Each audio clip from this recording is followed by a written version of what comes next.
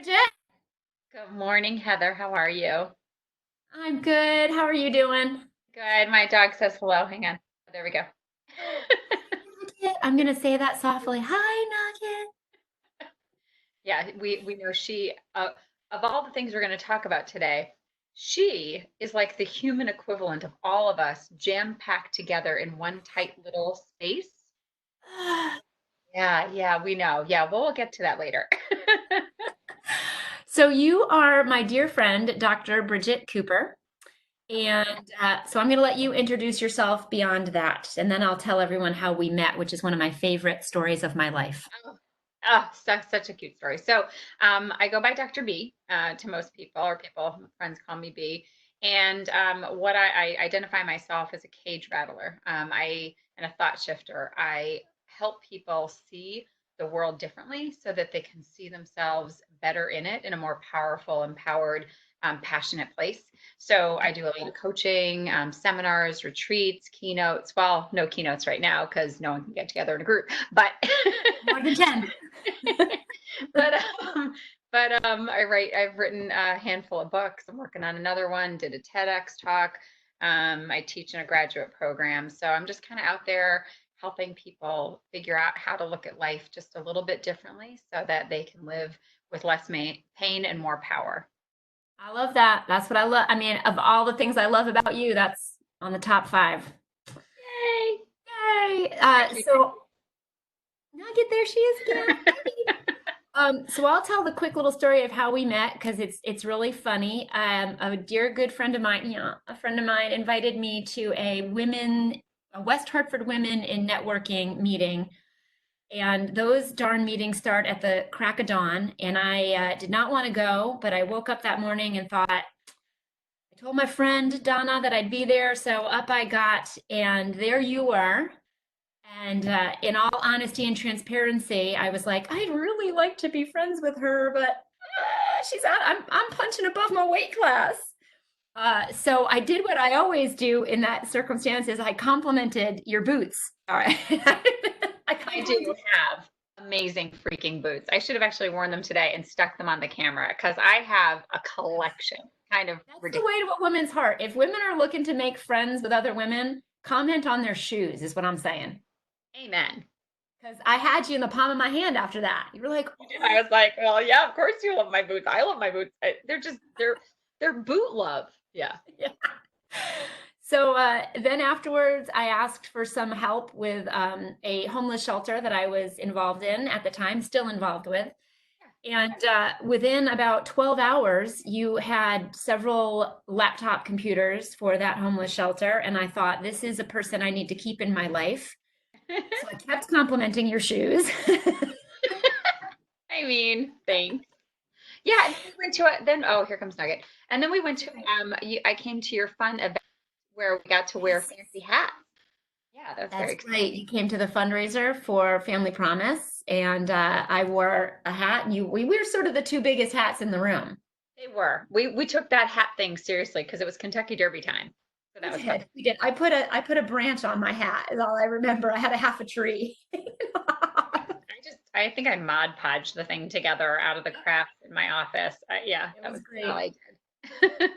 And from there, a friendship was born. And we realized that we only lived next towns over from each other. Right.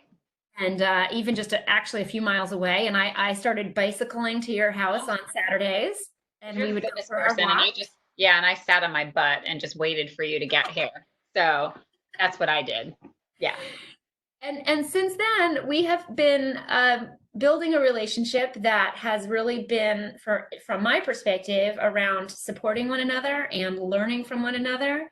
Um, our friendship so far, our relationship has helped to boost my self-confidence, help me plan dreams, and just build a bigger community for myself. And so now that I am charged with working from home and creating some community for lots of women specifically, but really anybody who is feeling stuck at home in this time of nervousness. And I thought, who better to talk to than my friend Dr. Bridget? So Steve and I talked a little bit about what maybe we dialogue about. I don't want to make this too terribly long, so maybe for another 5 or 10 minutes, we'll Yeah. just you'll say what you want to say, and I'll ask questions and pretend like I don't know you. Oh my God, good luck with that. Yeah. I know, because you know And I think everything about me. yeah, and I mean, I think what I think to encapsulate our friendship and hopefully the friendship that we can promote on this in this conversation is this sense of holding each other accountable to our own growth and progression.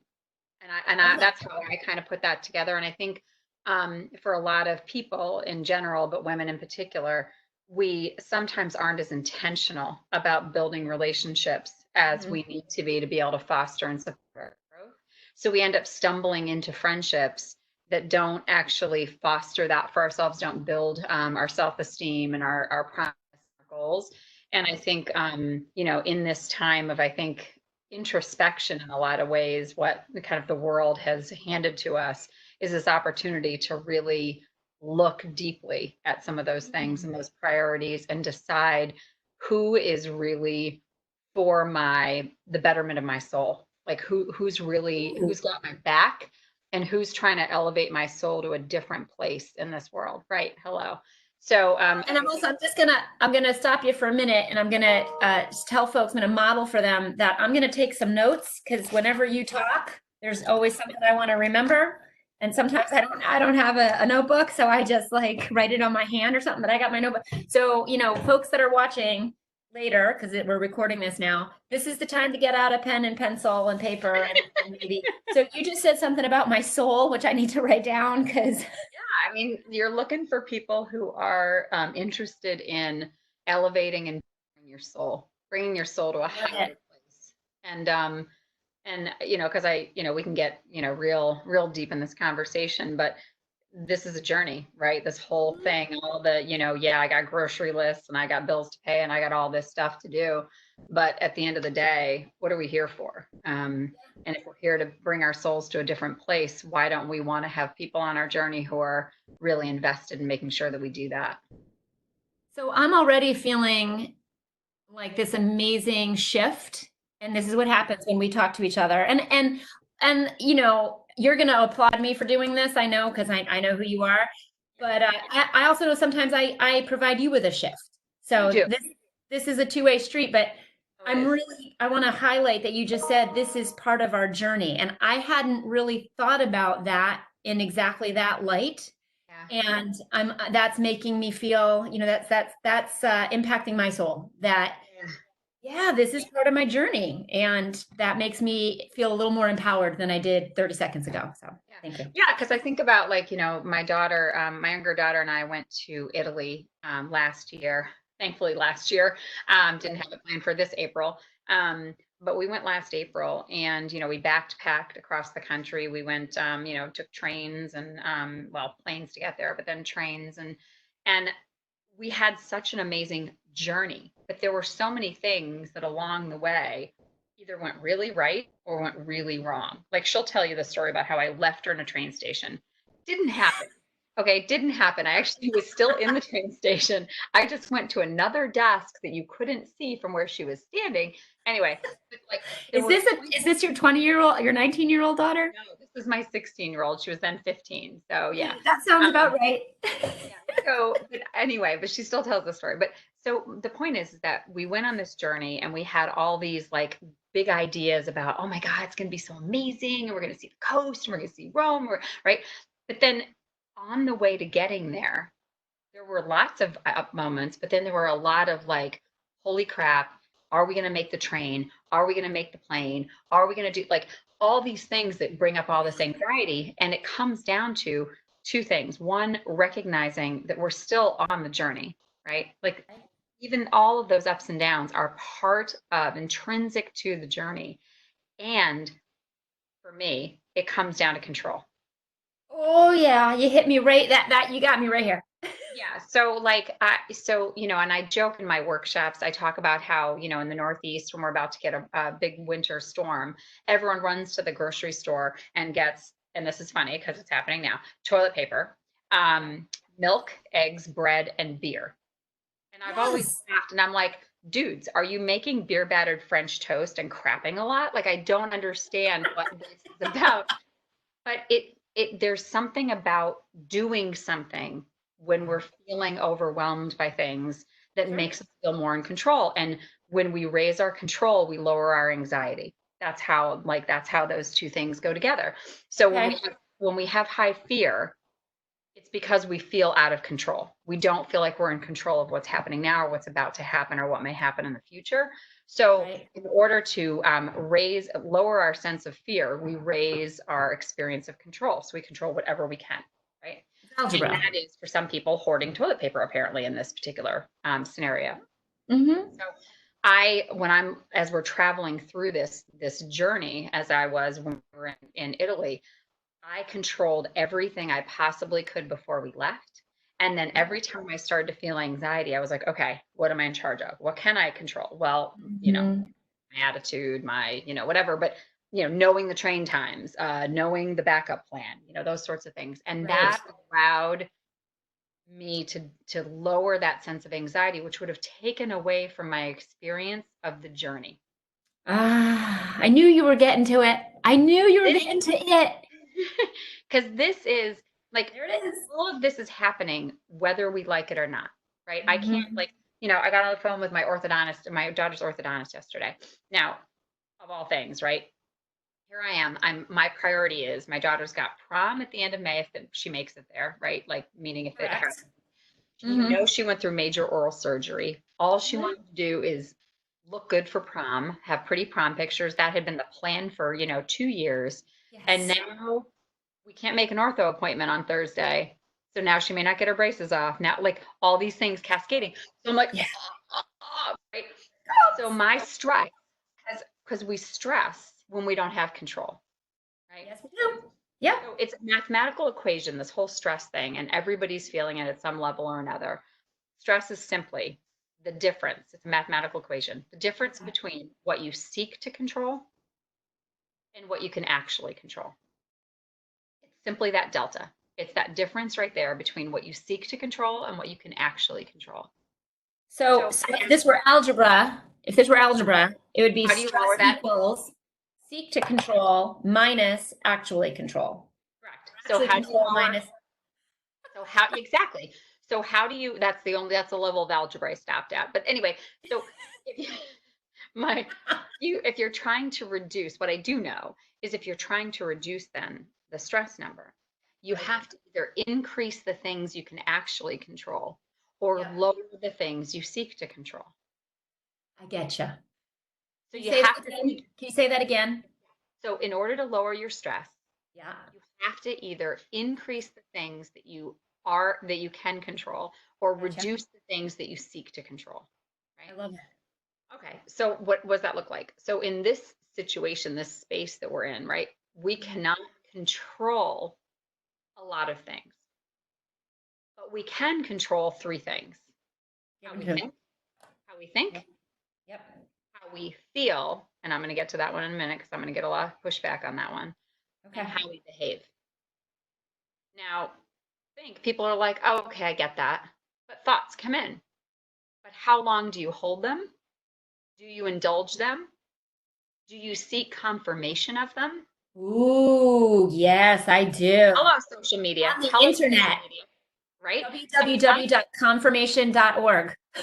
exactly, confirmation bias, right? So if I'm feeling anxious, right, and I'm thinking like people are messing this all up, and I throw that out on social media or I go onto social media and look for confirmation, I'm going to find it. Yep. Find it. True. So if I want to indulge a positive thought and I go seek to confirm it, great. If I want to confirm a negative thought, I will find confirmation of that. So Hmm. we can actually shift the way that we're thinking by considering, is there another way of thinking about this? Okay. And does this thought serve me? Does it serve my sense of being empowered? So if Yep. I'm feeling hopeless and powerless and whatever, and I keep thinking those thoughts, I can keep thinking those thoughts forever and build on that. Or I can think, is this serving me? And if it is, go with it. If it's not serving me, then how can I shift this so that I can feel more in control of this thought and then therefore my feelings and actions? So now let's get to feeling. So a lot of people think you can't control how you feel. Well, two things on that. You can control how long you indulge it, the Right. depth to which you sit in it, right? And Yep. hold on to it versus letting it come and pass through you. And Yep. second, how you think creates how you feel. Okay. So if I think that the only way to be beautiful is to be a size 2, Mm-hmm. every time I venture away from being a size 2, I'm going to feel bad about myself, right? Yes. Yep. I mean, that's an easy like thing that we can all relate to, right? Yeah. So Yeah. if our thoughts create and foster the things that we feel, Yeah. then we have to figure out how to start shifting our thinking. You Yes. can't not think. I mean, some gurus can have figured this out, but most of us can't not think. So we Correct. have to fill our thoughts with replacement thoughts. Like, tell me, I'm going to tell you not to think about a purple banana. Purple banana, that's all I got. Yeah, but I can then tell you to think about an orange apple. And all of a sudden you're thinking about an orange apple and you're like, how does an orange apple work? Right. And you're in there. Now Mhm. you're not thinking about the other thing. Yes, correct. The purple Is that banana went right out and you have to add thoughts in. So in this time, if okay. we want to shift how we're thinking to then shift how we're feeling to then help us make better behavior choices, then we have to start filling our heads with the things that are going to make us feel more empowered. And Love it. I was talking with my boyfriend yesterday. His daughter was struggling with just the community she's in and just feeling like everything's really overwhelming. And I asked him, I said, did you ask her how can she help someone else?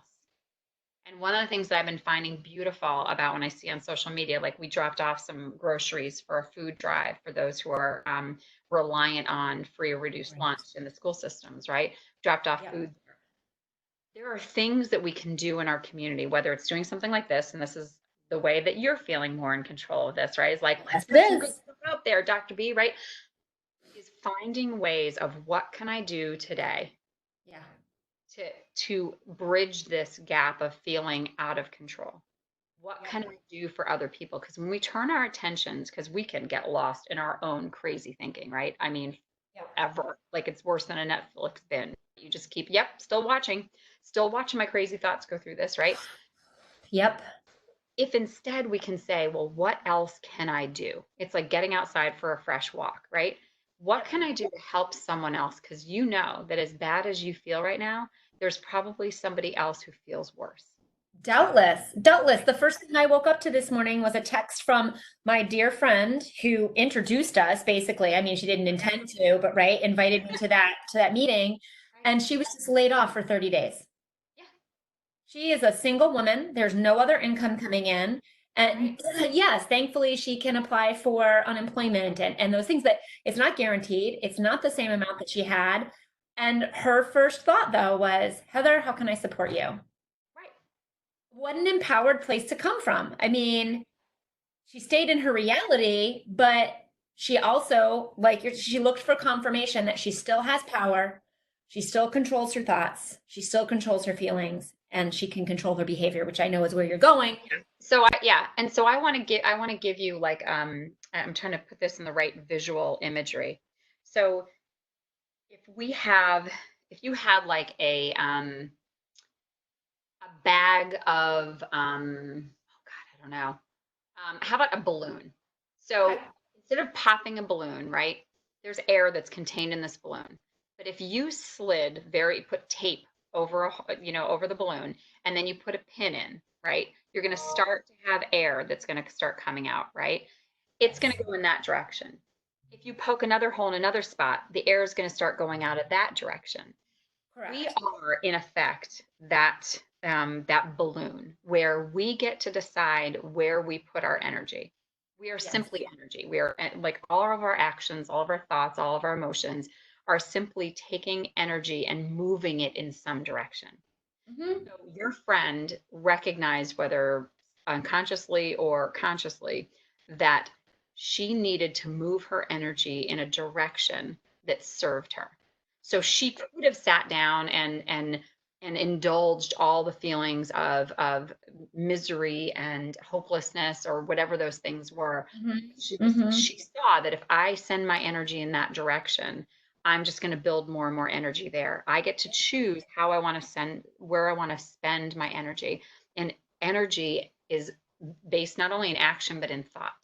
So Yes. because you see that sequence of thought creating, feeling creating action, how we spend that energy, it's a finite thing, right? Yeah. It doesn't look finite. You're like, oh, I know I can keep it. No, it's finite. Like we need to create spaces for us to send that energy in ways that build us and build other people and continue to feel connected. Whether it's FaceTiming or getting on a WebEx or whatever with a friend, or um, you know, creating some sort, like I saw like New Britain is doing, the police officers are doing bedtime stories for kids. Like I there's know. I love it. right, there's so many ways we can put ourselves out there, Yeah. as even when we're feeling crappy, especially actually when we're feeling crappy, Yeah. is to put ourselves out there in a way that helps lift somebody else up.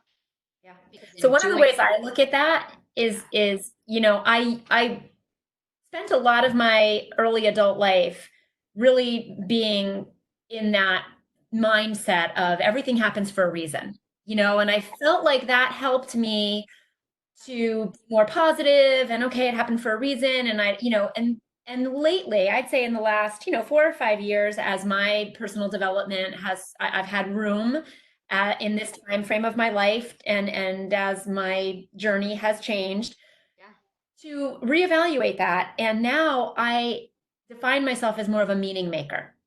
right. So instead of feeling that, for me, everything happens for a reason, if it brings folks comfort, I'm not trying to take that away.